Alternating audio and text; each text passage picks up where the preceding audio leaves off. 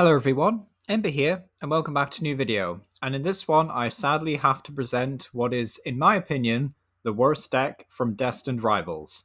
Now, that's not really a sentence that you can carry lightly, so before we get into explaining why I think Tyranitar might be the worst deck from Destined Rivals, I would love to know what everyone else thinks. Like, if you think this deck is secretly great or whatever, like, do let me know. Let me know about the secret sauce and how people are like getting this consistently working, because I have seen like a couple of YouTube videos where people try and tackle this card, but for the most part, like I just cannot get this thing to stop bricking. So like please do let me know like how can I improve this list and whatnot. But yeah, Team Rocket's Tyranitar. So I should probably explain the strategy behind this deck before we talk about why it's bad, like why it's a bad strategy. So Team Rocket's Tyranitar has the somewhat powerful ability Sandstream, which says during Pokemon checkup, if this Pokemon is in the active spot, put 2 damage counters on each of your opponent's basic Pokemon. So the whole idea behind this deck, and we have Ampharos as well, to also put 4 damage counters on your opponent's Pokemon whenever they evolve, is the whole idea is that we're actually going to damage these basic Pokemon and then evolved Pokemon, and then at some point in like the mid towards late game, but really as soon as it's good, you want to use TM Devolution, and TM Devolution will basically let you de-evolve each of your opponent's Pokemon. So all those like somewhat tanky stage 2 or stage 1 EXs all get de-evolved into their pre-evolutions, and you can just knock them out effectively and take a load of prize cards. That's how the deck works in theory. And in practice, it's an absolute nightmare. Like, to be honest, you do have Pupitar with Explosive Ascension, so the whole thing with the Team Rocket's Pokemon is that you can use Proton going first. So in an ideal world, I guess, you could Proton, turn 1, get a bunch of basics like Larvitar, Mareep, maybe Team Rocket's Mimikyu even.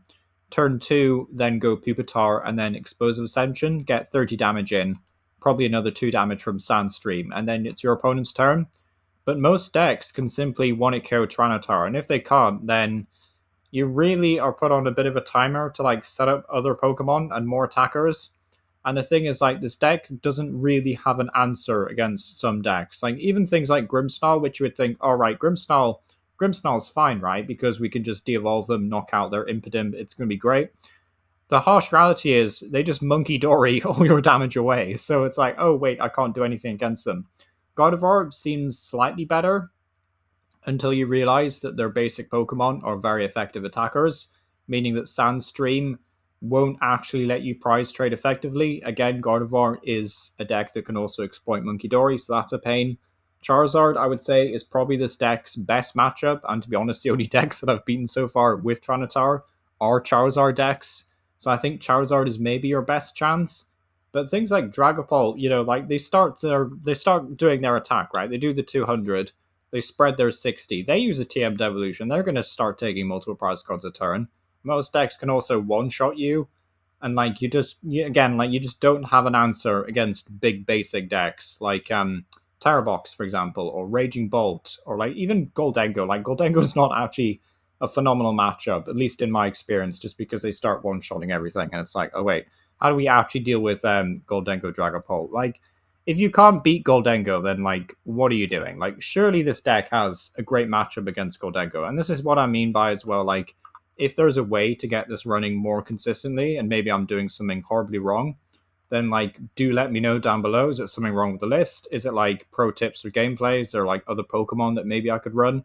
Like, to be honest, I'm wondering at this point if Team Rocket's Ampharos is just a trap, because it's difficult to set up. It takes up so much space in the deck.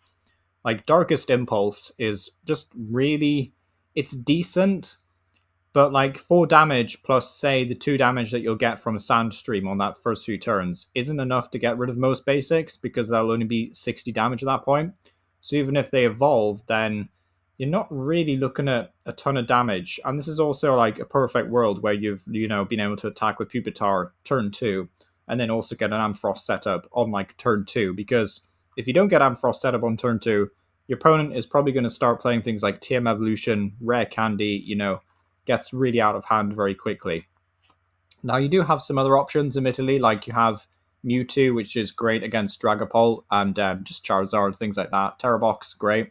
You do also have Sneasel, so you can like finish something off that's already been previously damaged, which is quite nice. But I still think overall the deck really lacks enough of like a proper game plan.